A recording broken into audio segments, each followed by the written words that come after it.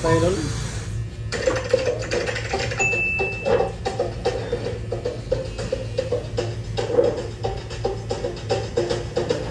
Hi, netizens! Hello, kamusta? Nandito ako ngayon sa isang lupain, Kapatagan. Kumbaga nakikita ko lang ang dito.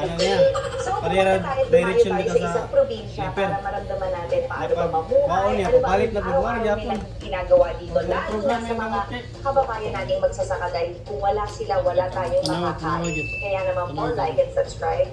Thank you for watching. Diba? Hindi, joke lang. Ang ibig ko lang sabihin is nandito tayo ngayon. Nakita ko itong kubo na to. Parang wala naman tao kanina. So, tingnan natin baka pwede tayo ay makisilong muna at mamuhay muna ng isang payapang buhay sa probinsya. So, gawa tayong video.